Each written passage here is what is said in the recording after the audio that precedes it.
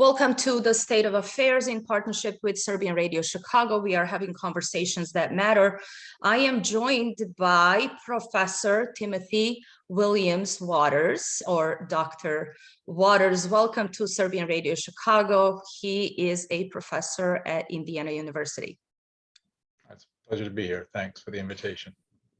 Thank you for being with us today. And as we discussed, I'd like to briefly get into a little bit of your background. Obviously, you are a legal scholar. You serve as an associate director for Center for Constitutional Democracy.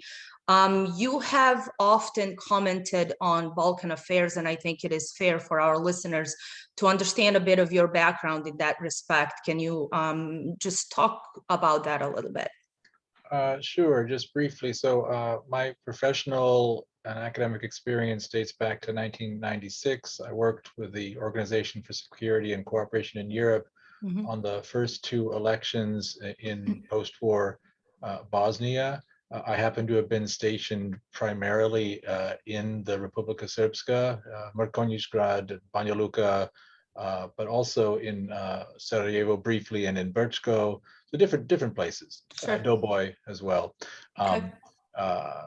After that, I was interested in the area in terms of the politics, and also as a lawyer in thinking about legal regulation of ethnic conflicts or post-conflict situations. And after I finished law school, I started working at the Yugoslav Tribunal in The Hague, the ICTY. And was primarily working on cases involving Serbian leadership in the war in Kosovo, and that then moved into the broader indictment of Milosevic, which ultimately, of course, was for Bosnia and Croatia as well. But my main focus was on the Milosevic case. After that, I started working as a professor and did a lot of my early writing on the Balkans, particularly on war crimes, and on questions of secession and self-determination, obviously two fields for which the conflicts of the 90s were quite relevant.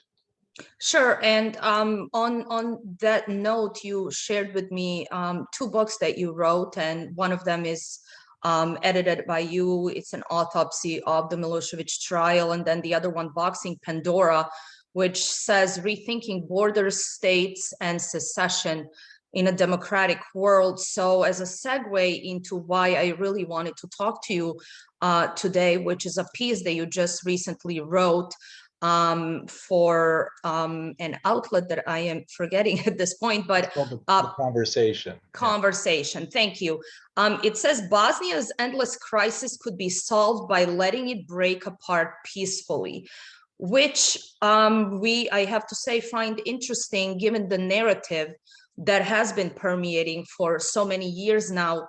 You obviously were involved in some of the implementation of the Dayton Accords, and since we are on the anniversary of the official signing of the Dayton Accords, implementing the Dayton Accords, and then where are we now from that point?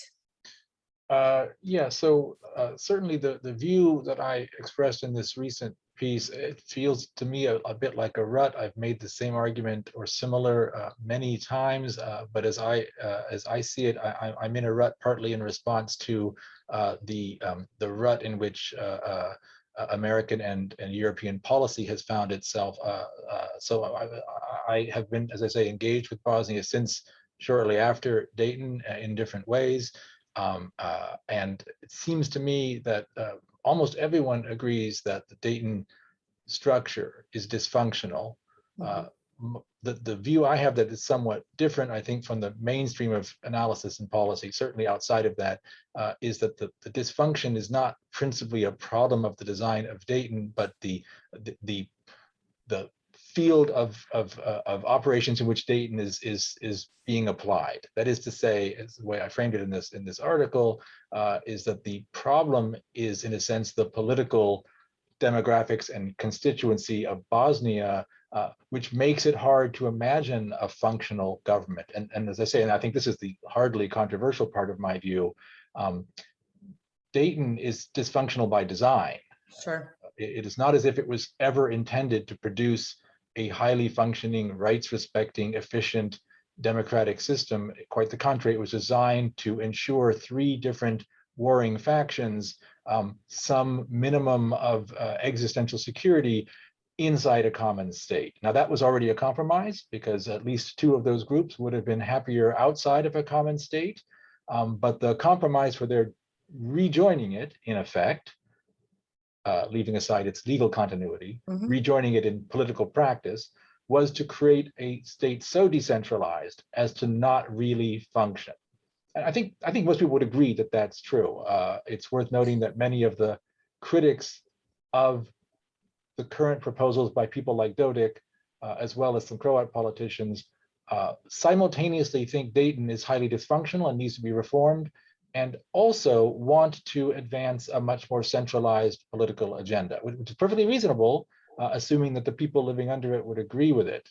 Something needs to be reformed in this process. My perspective is that it's really hard to imagine a political process on which the major parties could disagree. And for that reason, it is worth thinking analytically and politically about the possibility of an alternative which involves peaceably dismantling that state rather than attempting to revise and reform and sustain it if it's true that there really is no clear pathway to an acceptable negotiated agreement. Sure. And so as it was implemented initially, was Dayton in fact something that was seen as a permanent solution, or was this a temporary fix?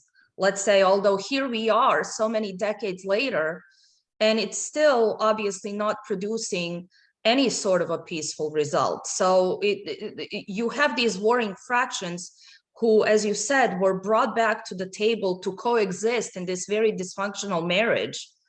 And we don't see a pathway forward. I agree with you, but as you said, it was meant that way, but was it meant as a permanent solution? You know, so I'm not an historian, and I think it's always dangerous to play at history in one's own lifetime, but I do think it's worth noting this is a common theme that Dayton was a crucial temporary arrangement, and there's certainly some reason to think that's plausible. I think there are elements of the initial agreement that might make one think that. I think it's worth noting, though, my sense of it at least, that the claims about the temporariness of Dayton are quite strategic and on both sides. So I think, for example, we can tell a pretty clear story that early on, Serb politicians were very opposed to the Dayton Agreement shortly after it was signed by their patrons, from Belgrade. And the West was insisted upon implementing Dayton as a permanent structure. But later, and I think, again, most people will agree on this, later we find Serb politicians in Banja Luka wrapping themselves in Dayton and insisting upon the importance of Dayton because they saw it as a defense against what they perceived to be, I think, arguably, but plausibly, a centralizing agenda, a kind of political agreement or understanding between the Bosniak side in particular and US and European actors who saw a common interest in centralizing the state. So the many moves to create more central institutions starting in '96 through the early 2000s, the army, customs, and so forth. And one can talk about whether these were done legally or constitutionally. I think for the most part they were, but also under enormous pressure. And so during that period, one finds Serbs saying Dayton is a permanent thing, which we should respect. That is to say, the highly decentralized Dayton, don't start adding new centralized powers. Well, which guaranteed certain autonomy, essentially, to Republic of Srpska. There's a very plausible argument that the things that have been done have all been done legally and constitutionally, and that once done, like the recent proposal by the RS to withdraw from the common medical device agency, I forget the name. Okay, I think it's pretty clear that these were done in ways that things like that, and the army, were done against the core interests of some Serb and Croat actors, but they did acquiesce, right, under tremendous pressure, but nonetheless, they did. And you can then tell a story today, look, having agreed, you can't unagree because the federal rules, so-called state central rules, trump when they're enacted. That's an argument one can have. My point Okay. is, now we find a kind of dual track argument among American and European policymakers, I think, that simultaneously we should vigorously enforce Dayton and punish those who oppose it, as was often done, removing politicians, Serbs and Croats who opposed Dayton, and simultaneously treat it as temporary. And so I think we see that the decision whether Dayton is temporary or permanent is really best understood as a strategic flipping. When you want to centralize or when you want to get rid of the current structures in some way, you remind people that it was temporary. I think candidly, it's not clear that in 95 it was thought of that way, but that doesn't tell us a lot. Nobody on the day they sign a treaty talks about how it's temporary. But all we got to do is look back to people like Bismarck to remember that no treaty is permanent. So the We question hope is, for the best. when do we want to adhere to this treaty and when not? So the things I'm suggesting, for example, about thinking about a peaceful dissolution, this is totally violative of Dayton, at least to the degree that actors on the Peace Implementation Council and so forth refuse to agree to it. Mhm. But that's just a question of what their underlying policy interests are. We could agree to the centralization of Bosnia or to its peaceful dissolution if we did. And so I'm not interested so much in whether Dayton is permanent or not. It's clearly dysfunctional. Everyone agrees Sure. it should be altered, and that no one can agree on what that alteration ought to look like. To me, as I say, that's actually a point of data as to why we should be thinking about alternatives across the spectrum, because if there's no solution, then things like secession start to make more sense on a theory that and this will be familiar to anyone studying Yugoslavia, what's called state dissolution. If the state ceases to function.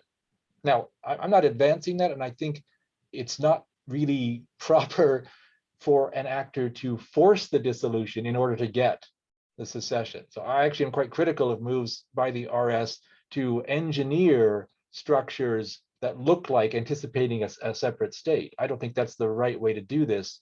And certainly it's not contributing to stability. But so what would be contributing, knowing the history, obviously, and coming out of that level of bloodshed, in the same breath, you do hear from Bosnian Muslim side that half of the state is genocidal, but in that same breath, they wish to centralize it and have it under control, essentially, with half of the population being labeled as such. So knowing that everybody thinks that this would be leading to yet another conflict, suggesting that it could possibly be peaceful, how do we forge that pathway? And what would be steps towards that? Because as you mentioned, obviously two of the sides could potentially even agree. So either Bosnia and Herzegovina can function as a state where all three sides are treated completely equally, or obviously doesn't function. Yeah, no, that's a very difficult question. And just to preface the start, if I understood the framing of your question, I don't see the views of the Bosniaks as being inconsistent, in the sense that the critique of the RS as a product of genocide and the desire to centralize the state are whether one agrees or not, are consistent, because the intuition is we ought to be rid of the fruits of the genocide, which is to say the RS, and we would do that by re-centralizing the state. It's true they would then be living in closer communion with people whom they considered the architects of genocide, but I think that to take that view charitably, that would require forgiving, acknowledging, and moving on, but not allowing any of that, the consequences of that genocide. I've written elsewhere about this. I'm happy to send it to you later.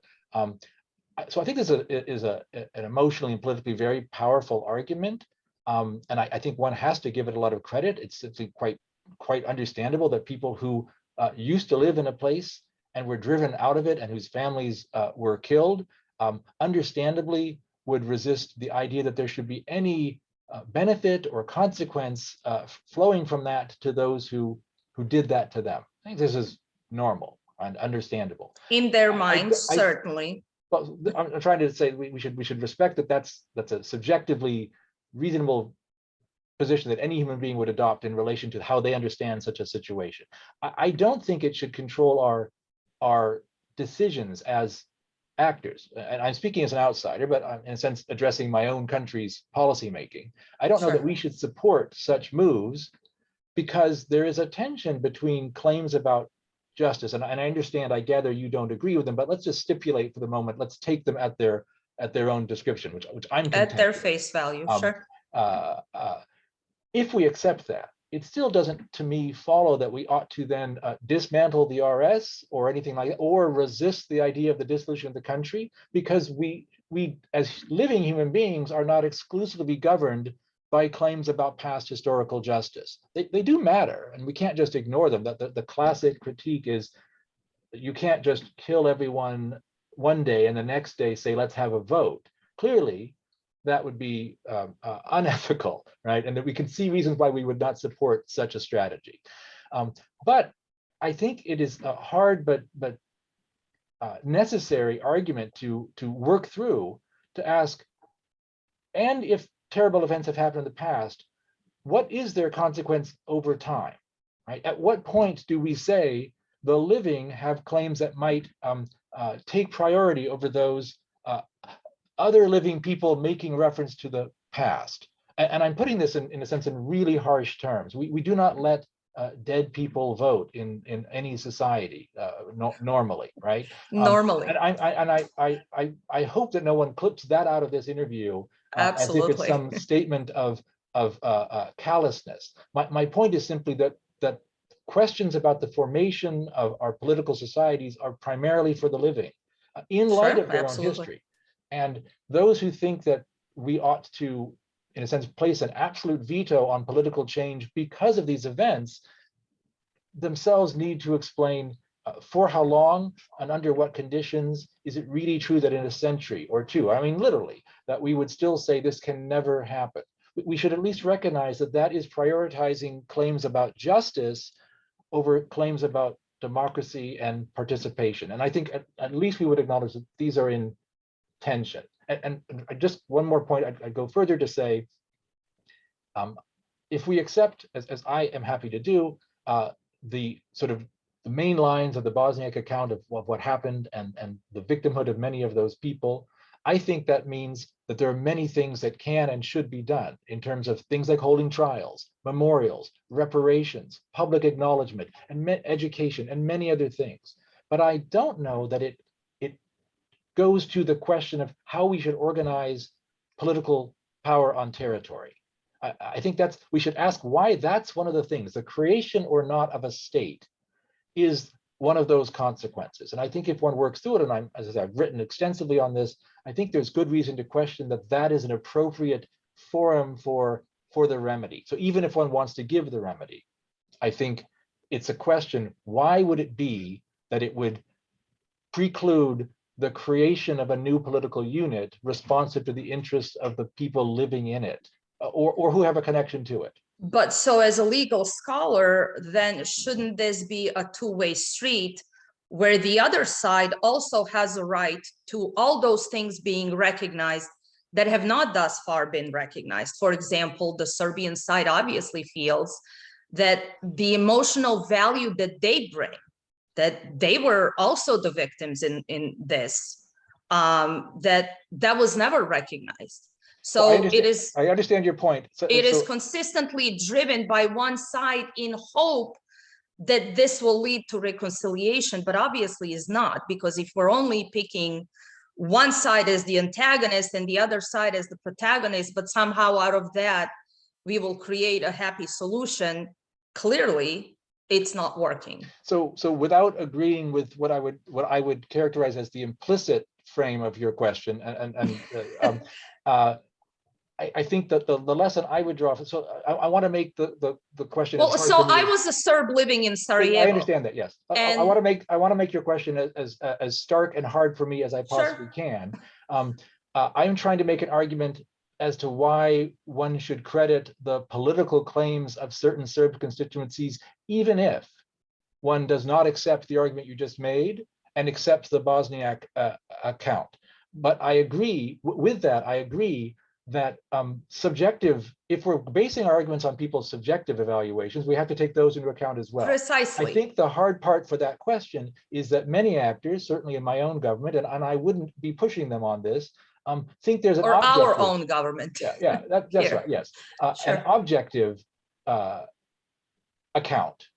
That it's not simply a question of responding to, say, Bosniaks' subjective feelings of victimhood, but that they think there's an objective one. And my point is, I see no need to contest that. I did work at the War Crimes Tribunal. I largely, so I think, if you are advancing the view you said in your own voice, I probably disagree with you. My point is, I see reasons why one should take the claims of Serb constituencies and Croat constituencies in Bosnia more seriously, even if one accepts the dominant historical and moral accounting accepted by the US government, let's say. With one proviso, what I don't accept is the equation that the moral accounting should consider Bosnia a relevant unit. And I realize I'm on weird ground. I understand what you're saying. So ultimately the emotional, sure, the emotional narrative should not essentially drive the policy. And you say in your article, in some respects, yes. Sure, America it's hard to helped understand what we've done for Bosnia. 25 years without it being, in some sense, an a priori decision that one side is right and the other wrong, and then our policies flow from that. One more thing about your point.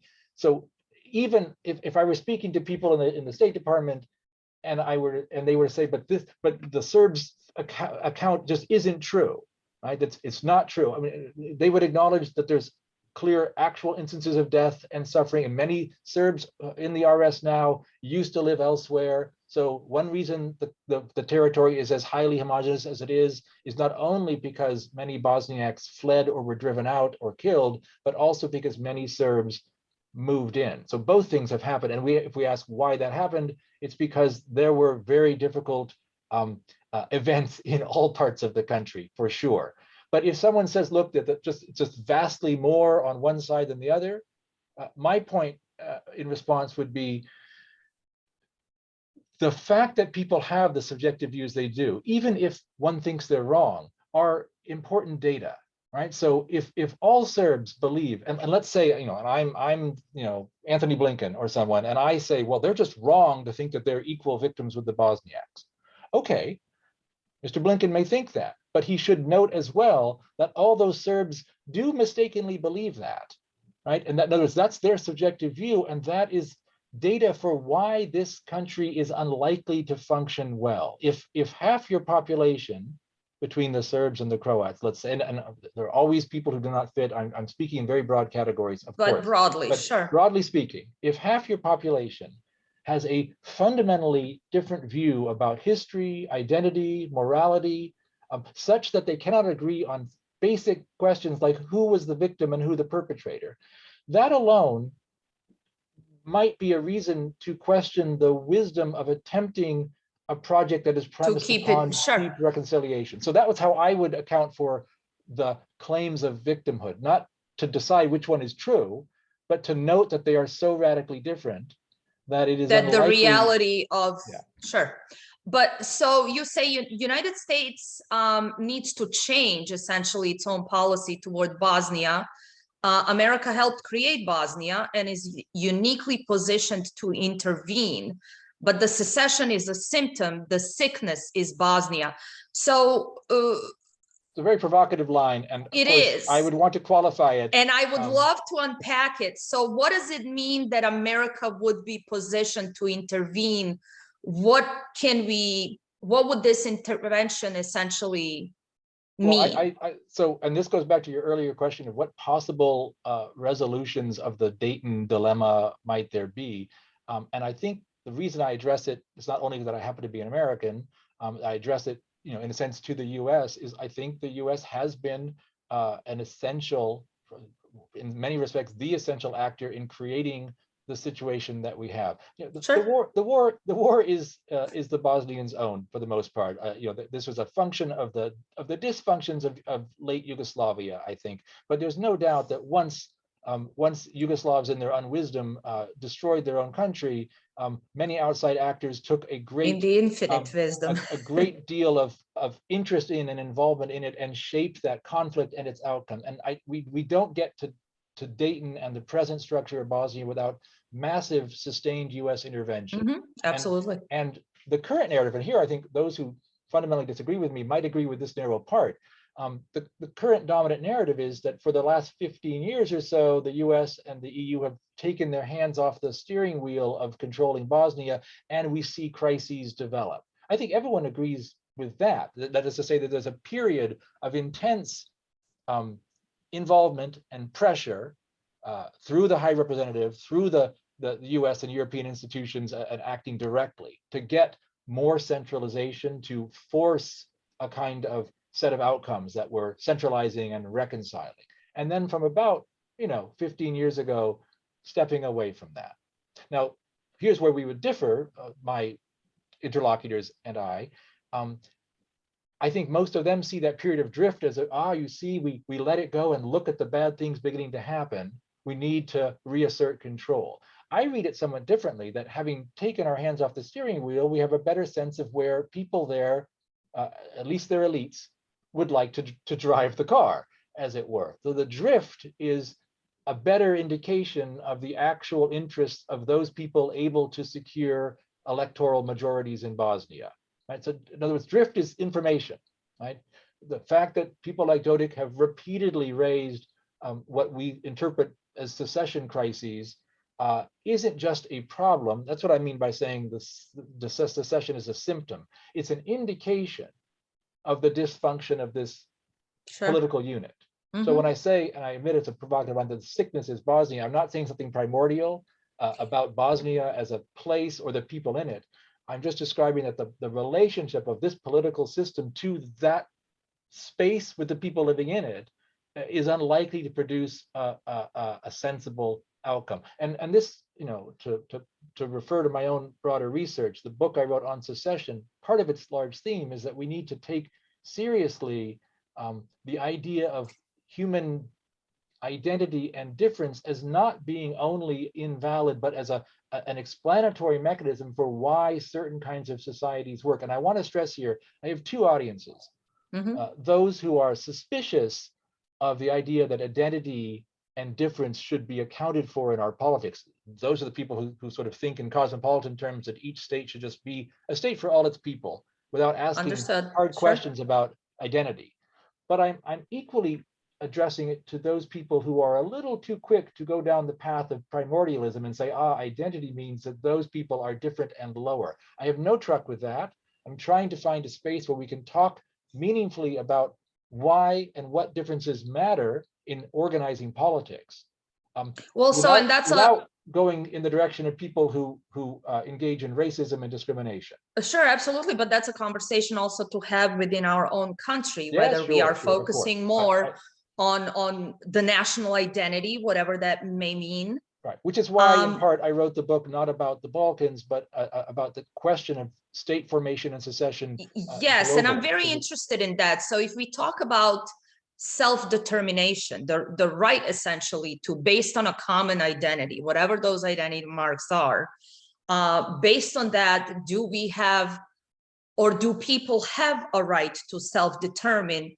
Because from the perspective of our own foreign policy, it applies someplace, but then it doesn't apply some other place. So should we have some consistency there and talk about that?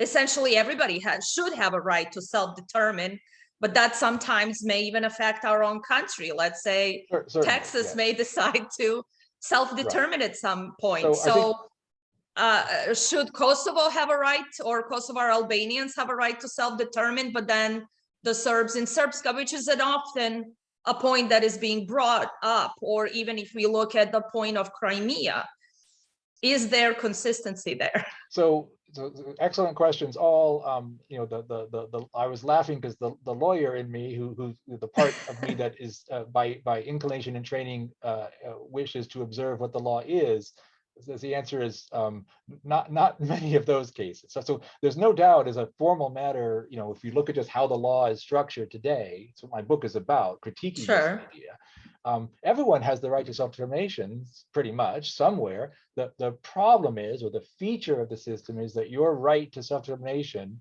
is, in a sense, a function of the unit you already live in. So if we look back to, most people think of self-determination, they think of Woodrow Wilson, right? And in that model, which had many problems, but at least it had this interesting sort of generative feature that it said, find me some basis for political community. Mm-hmm.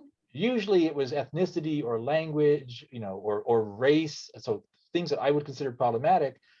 But some reason why this group of people thinks that they are a political community, and that should be a basis for forming a state, for drawing the lines around them metaphorically and literally. We see Polish people in this area, that's where Poland ought to be. Okay, that was the model. Our current model is nothing like that. Right? It has the same name, but it was completely transformed after World War II and became, partly in the service of decolonization, an idea that says everyone has the right to govern themselves, and in the units that already exist. So if you have a state, or if you have a colony, we'll make it a state, and that's the expression of your right to self-determination. So you and I have it as Americans in the United States. Sure. Bad luck to Texas, though, right? Not as such, right? Not subunits, not ethnic groups. And there's many good things to say about that, because anyone who's thought about the Wilsonian model can see the real problems and dangers if we start to say political power shall be based on your race or ethnicity. This is a tremendously problematic thing. And so there are good reasons to say the units we've got, we're going to keep them for stability. Okay, but it also produces its own problems, and all the questions you asked, all of those examples are embedded in that. The idea, well, let's take Kosovo as the one that will be, in a sense, very interesting, and for some Serbs, very uncomfortable, because there are two answers, right? And I've written on this. And a very painful ones. Yes, exactly, right. But should Kosovar Albanians, or that is to say, those human beings who are, identifiably self-identified and other identified as Albanian living there, be part of a state dominated by Serbs? Well, they were a minority inside Yugoslavia, inside Serbia in that, right, with their own autonomous unit, but subordinated to Belgrade in many ways.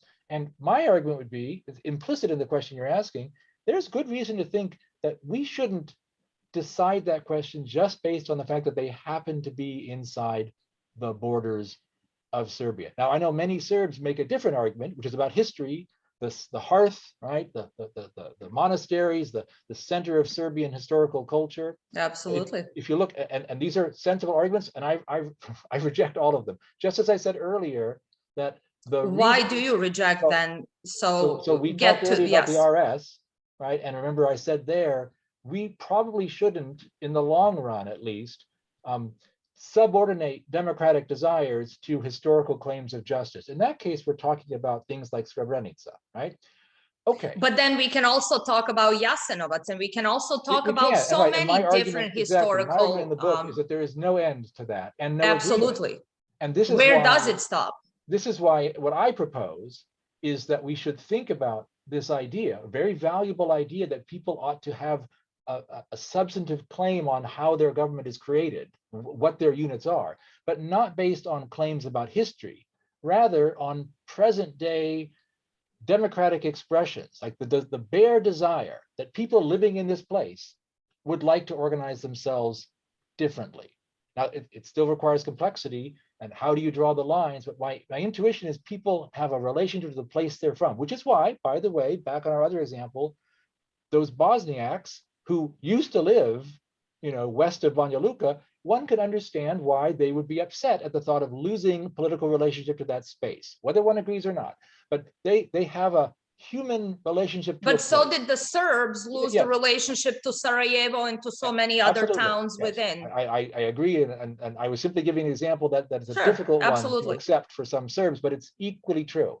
And let's return to Kosovo. My point is that they are parallel in ways that are helpful, but not always the way people think about them. If Serbs or Serbia has a claim to rule Kosovo, I say it should be because of something other than the fact that in the Middle Ages, this was the hearth of Serbian culture. We shouldn't dismiss that. We should accommodate that in some way. But the idea that let's say roughly 2 million people around 1980, before the more recent violent difficulties, let's say, ought to be part of Serbia just because there was once a long time ago a Serb majority there, as I think there probably was, and that it has an important cultural hearth. I think that's a difficult argument to sustain morally. So the way I put it is, if you think, as I accept, that Kosovar Albanians deserve their independence today after the war, you should probably come to the conclusion that they deserved it before the war. That is to say, they shouldn't need to go through a war to vindicate a political claim. Now, just to be part two before. But so should they have a right to also join? So just recently, now that we are on this subject, the borders have been essentially removed between Albania and Kosovo. Oh, well, yeah, so would then the same principle apply there? I have no concern about that. So both from a formal legal point of view, there's if you're a state, I know Serbia doesn't recognize that, but others do. If you're a state, you're free to join with other states. So the U.S. and Canada could merge, next year if they both desired to in some way. International law just doesn't have any problem with that. So if Kosovo is a state and it wants to merge with Albania, I don't have any conceptual problem with that. But I want to return to one more point, because I realize. So can the Srpska then have the same claim and want to merge with Serbia? My point is the reasons that the answers might differ if they. So I'm content to, as you know, to say that RS should probably be able to exit in some way. So I clearly see the parallels. But there's one other thing to remember, because I sense from your response, and I just could guess that maybe you don't like my answer about Kosovo, but there is a part two which is important. No, but I understand it. Yeah, I completely follow where this reality is, whether we agree or not. From my argument, I think, as well, and I've written on this as well. So just to take an historical moment, I think the U.S. made a terrible and unnecessary error, not when it supported the de facto and then formal independence of Kosovars as such, but when it said in the borders of Kosovo as a unit, this sort of default to the existing unit, which, if we're going to talk history, we know is an artifact of immediately from the war. Thank you. Yes. And so what I would say, for the very same reasons that I believe the Kosovar Albanians deserve to exit Serbia, which I do, so based on democratic desire, identity and desire, let's say, for that same reason, the Serbs in the north, in those areas where Serbs predominate, which is, roughly from Mitrovica, northern Mitrovica, sure, ought not to have been dragged out of their own country, so against their will. So what we should have been fighting for as the United States when we intervened in that conflict was for in a sense, the way I would frame it, for the self-determination rights of Kosovar Albanians understood in relation to their identity and the threat. But that doesn't explain why they took the area to the north. And now, having done it, having put that shape, that sort of diamond-shaped state on the map and recognized it, now we're forced to analyze claims by people living above that river who don't want to be part of the Pristina-based state.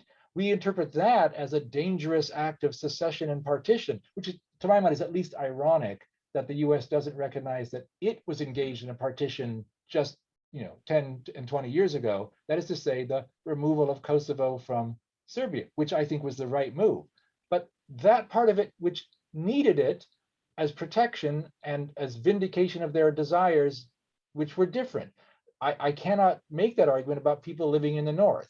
And of course, there's always the problem of minorities, embedded populations, but that's where we just have to say, look, we make the best lines we can. It's worth noting, it's often an objection to my arguments that, well, what about the minorities who are dragged out? But that's what we're doing now, right? When the US supported the partition of Serbia in '99 and again a decade later.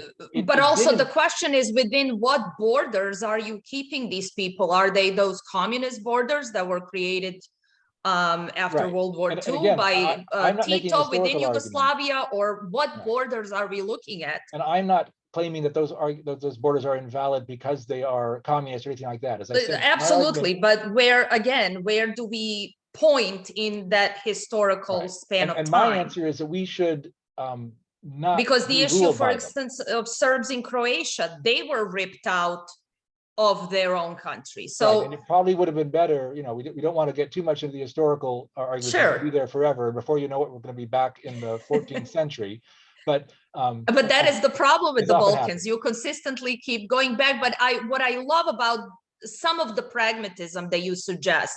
So if it's not based on history and some sort of common identity, what is it that we are trying to base, let's say, this self-determination on then? What is the, and it's not arbitrary, obviously.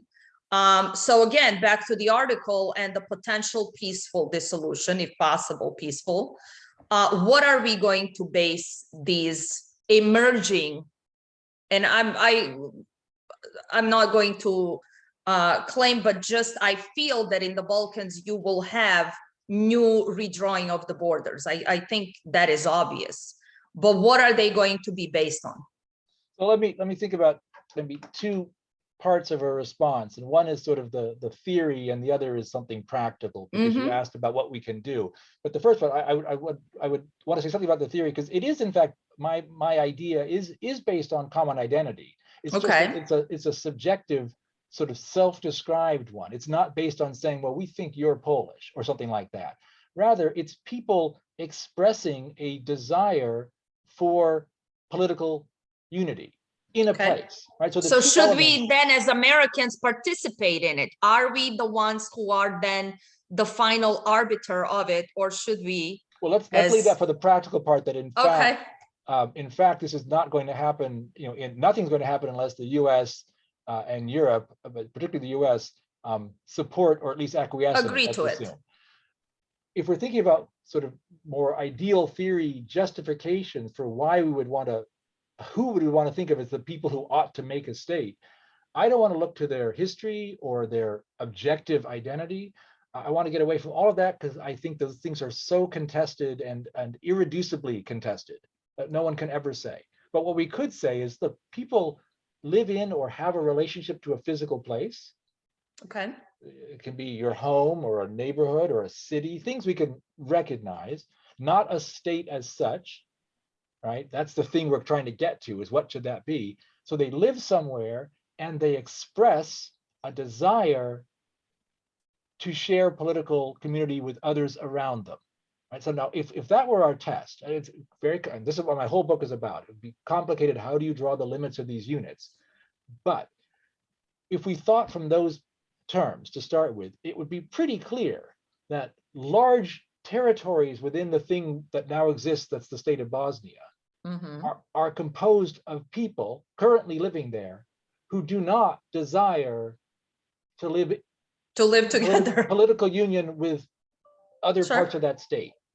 And so we can get to that without even interrogating why that is. For some people, they want to know why, and I could accept that in extreme cases. Well, at least we don't want to accept people making new states for terrible purposes, like so that they can oppress their neighbors or something like that. But just as a starting point, we could observe that, and any of us familiar with Bosnia could draw the map of the places where overwhelming majorities or decisive majorities would say, I'd prefer an independent unit or something else, or higher levels of autonomy, for some Croats, let's say, probably.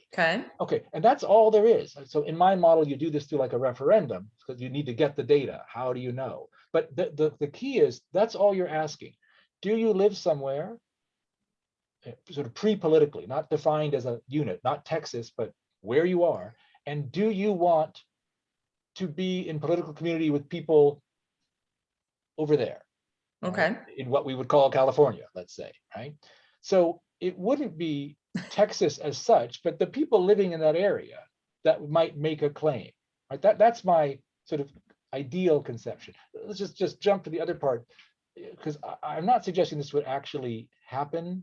You said optimistically that the borders might change in Bosnia. I mean, maybe, but the not just in Bosnia, in the Balkans in general. Obviously, we've touched upon so many frozen conflicts, let's still call them, that what is the future? Is it, can we anticipate 5, 10, 50 years from now, That's but the is problem it? with frozen conflicts, is that they are frozen, and the incentives to keep them that way instead of heating them up are such that we have good examples that they can last for many decades, right? Mhm. Cyprus, right? The post-Soviet ones are Sure. getting pretty gray and long in the tooth these days, So we should acknowledge the possibility that something like dysfunctional Dayton Bosnia could just exist for decades, right? And At it any given has point, been. that may be the U.S. and other actors may, in a sense, coalesce around a policy that says we would like a more functional and more centralized state, because that's their vision of what would be functional. We are unwilling to impose it because we think that would be destabilizing, because it's so against the interests of Serbs and Croats. But we're not willing to let anything else happen either. And so we might just persist in this kind of lame position for a very long time. My whole argument is that maybe we should think creatively about ways to do something else, since we don't seem to have any models for a negotiated agreement among these three parties and the outside parties that involve themselves. Well, So, so it seems like we've been doing the same thing over and over again and expecting a different result. it does So feel I that way to agree. me, yes. Yes, it would But as a appear note of so. realism, I wrote it, what is in effect an op-ed, if I had an extra 100 Well, words, but it I might struck add, my curiosity. oh, So, well, and that's the point. The point is to stimulate conversation, and hopefully someday within, circles of political power, because I think my intuition is this model, this dysfunctional governance logjam, as it were, isn't mhm, going to be broken unless one of the actors defects from the current policy model. And narrative. I Sure. think there's basically, zero chance of the US doing that. But what else could I do besides say, I think that would be the way to do this. I perceive a logjam. I perceive a situation in which the policy is completely stuck. And I think it's because we are looking at this the wrong way. Mhm. That's my job to suggest, might there be another way to look at this? As a Well, practical so matter, I do want to and stress, I think, taking my idea seriously would be tremendously destabilizing. And that for many actors is reason enough not to do it. mhm. It would probably lead to the outbreak of violence. One reason I wrote the piece is the kinds of reactions that were being made to Dodik's most recent sally remind us that the current model, in a sense, is drifting towards violence potentially. I don't think it's likely to happen, But it but could. Yes, yeah, exactly. So if the current model could potentially, and this is just, again, presupposing some things, obviously we don't have answers to it, but a long-term peace to be achieved in the Balkans, wouldn't it be, just simply looking at it, wouldn't it be easier to afford those who seek to in some way self-determine and go where they feel they need to go, versus keep, again, doing what is completely dysfunctional? yeah. So, and as I say, I've written extensive pieces. Some of them It's like simple and it's very a complicated. decade old now, although they probably would still, so their examples are out of date, but the basic line of argument, sadly, would still be highly relevant, in which I argue not just about questions about morality, but I think there's good reason to believe that if what you care about is stability and functionality, we could get to that if we re-engineered the Bosnian state. So in other words, the main concern, so think about things like EU accession, right? And the big stumbling block is that this state is so dysfunctional. I mean, with whom would they interact? How can they get, the acquis Absolutely. through? And all that's true, but that's And also, not even to bring up Europeans' own problems, right? okay, yeah, European Union is somewhat dysfunctional itself. yeah, but So, Bosnia has bigger dysfunctions than the EU, right? oh, Let's just say. absolutely, absolutely. But it But doesn't seem like that's a prospect I for think it's an now. example of how, of a sort of a limited and uncreative policy view. The fact that Bosnia is patently unable to respond to European Union requirements shouldn't blind us to the fact that those are European Union requirements. That is to say, policy choices. They're the ones who say we need a centralized interlocutor, as opposed to just hypothetically something I remember an example I gave in a paper like 10 years ago. Why not negotiate directly on agriculture issues with the RS, which for all its many problems, more functional than the Federation or Absolutely. Bosnia. So Mhm. you could do that and just say, look, we're going to deal with sub-state units, because that's the nature of the The state, ones that are or- functioning. Yeah, or if they were separated. And I'll give you one other example. I don't know if Mr. Dodik would like this one, but one of the arguments I make is if you want to denationalize politics in Bosnia, as many outside actors do, right? They'd like to see other actors, other kinds of parties in power. And we all remember, there was a time when Mr. Dodik was the great hope of the Western intervention to break the power of nationalists. That didn't work out the way they wanted because the man understands his own community's politics and constituency and shifted in a sense. But if you wanted to move from a highly nationalized politics, I think one of the clearest ways to do that would be to actually imagine these units as separate and sovereign, because leaving all the other issues aside, morality and everything else, right? If somehow the RS were separate, and the Herzegovina regions were part of Croatia, let's say, it wouldn't really make sense anymore to organize politics exclusively around ethnic identity as opposed to the threat from a Bosnian state, which is in a sense what's going on, in the long term these days. You couldn't just run your politics based on claims of identity if you were actually in a separate state. You'd have to think about, are we social democrats? Are we, Christian Well, Democrats, certainly that right? you would be focusing on other issues You would normalize politics. So on many issues, I think, whether it be, police reform or military or politics or EU accession, there are many ways in which the states that would come out of this would be themselves much more functional. And if that's all you care about, most of the time, that's what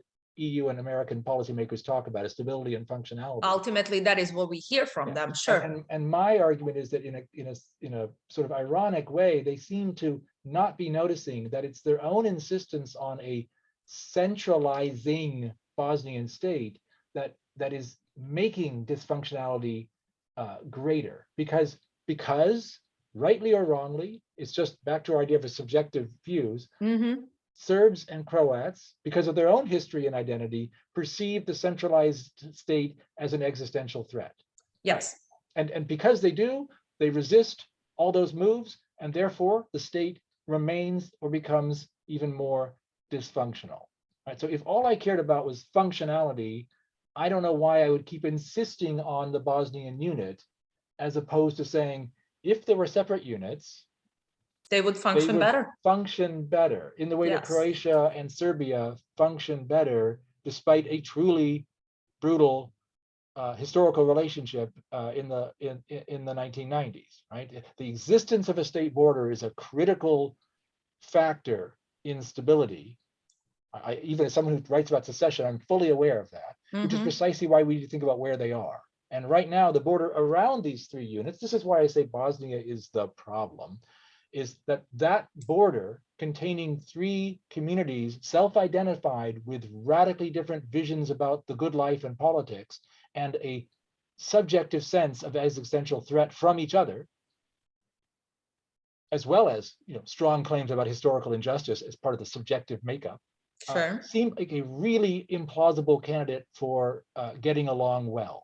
For a happy marriage. Yeah, right. So why is it we're insisting on this marriage? I like the marriage analogy. Some people don't, but I do think it works for a long way. It truly does, and I think it brings it down to reality for a lot of people. We cannot function in a household together. We need to peacefully part ways. And with that, thank you so much for being with us today. Pleasure having you. Thanks so much for the chance. I enjoyed talking to you about it. Bye-bye.